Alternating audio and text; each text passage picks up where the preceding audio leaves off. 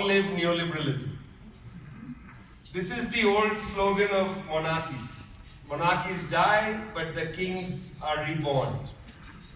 In a way, neo-fascism, what we are seeing now in most parts of the Western world, is a symptom of neoliberalism.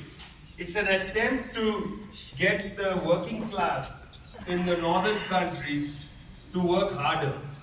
Labor market reforms, more labor discipline, less interest in questions of gender justice, more pressure on the right kind of women to have children and the wrong kind of women not to migrate to these countries, what is called neonatalism. This is the agenda of neo-fascism. There is no contradiction between this agenda and neoliberalism. In that sense, neoliberalism is dead. Long live neoliberalism. That's the first proposition. The second proposition is that unipolarity is dying. This is very important. I didn't say unipolarity is dead. I said unipolarity is dying, but it's not dead. We know it's not dead because the NATO plus countries currently spend up to 80% of global military spending. And they are still capable of destroying any country in the global south. There is a reason, for instance, why the world hasn't sent its navy to liberate Gaza. And that's because the US has a fleet sitting in the Eastern Mediterranean, embargoing the entry of any military ship into the area. And they check ships that are going to the port of Beirut. They dominate the world's military contest. The United States has 900 military bases. The Chinese have none. I mean, you have to understand what it means to have 900 foreign military bases in the world. You can't underestimate this. The United States has a nuclear policy called counterforce, which means that they are not waiting to be fired on. They are ready to fire. There is no first strike policy from the United States. So to underestimate the United States military power and to scream and shout that unipolarity has ended is, I think, dangerous. We have to understand what they really are. If we are Marxists, we have to follow the actual motion of history and not what we imagine or would like to see happen. They still dominate the world's military. In that sense, unipolarity is dying, but it's not dead. In our institute, Tricontinental, we call this period the period of hyperimperialism. The third proposition, BRICS is a commercial bloc that is being forced into politics. BRICS is not a political bloc.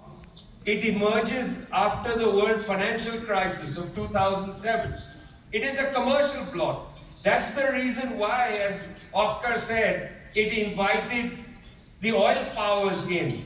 There is no logic otherwise for Iran, Saudi Arabia, etc. to be brought into the BRICS plus bloc. There are other countries that should have been invited.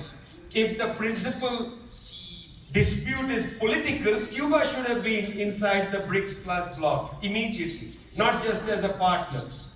Because Cuba, among all countries in the world, stands up against US imperialism.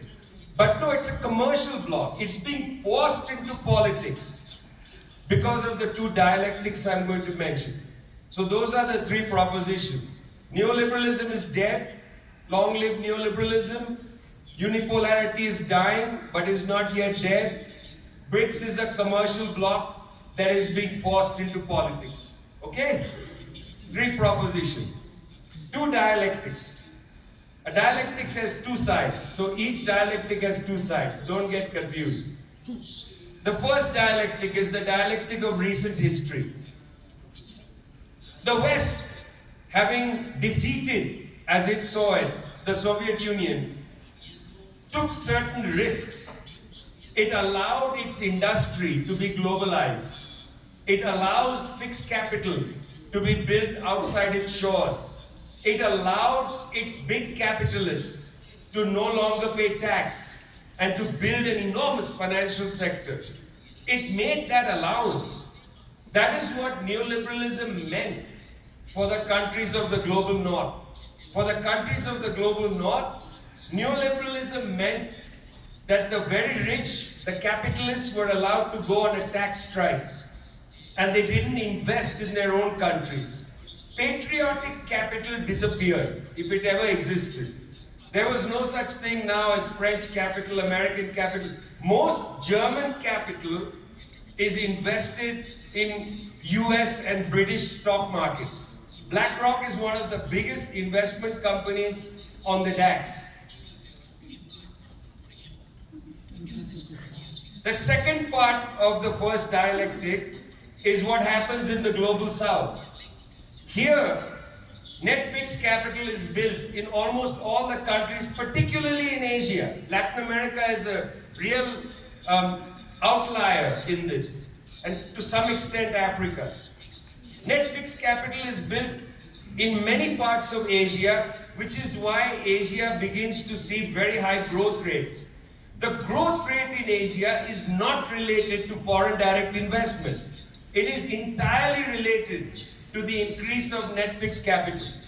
Because they industrialized and built infrastructure, they had robust growth year on year.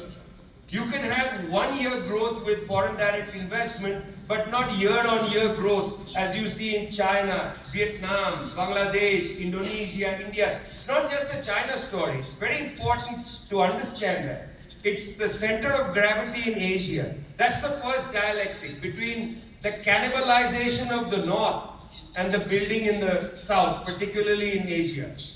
The second dialectic, the West's answer to the dilemma of its destruction is to go to war. That is why the West, with its decadent leadership, Macron, Trump, and so on, none of them with any ideas. That's why I use the word decadence. They are decaying in terms of ideas. They are intellectually barren. Western academic institutions haven't produced a Bertrand Russell in at least a generation. They are decadent and they are dangerous. They want to take the world to war. That's the first part of the dialectic of the future.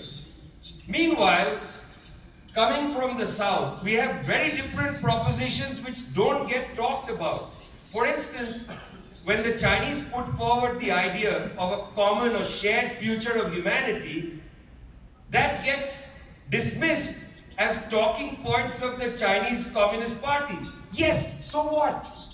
So what? That's almost 100 million people. That's their talking points. But a shared future for humanity is a lot better than a limited nuclear war in the South China Sea. It is up to you as intellectuals to choose which end of the dialectic you want to emphasize. Do you want a world of war, or do you want to live in a world where we defend a culture of peace? Thanks a lot.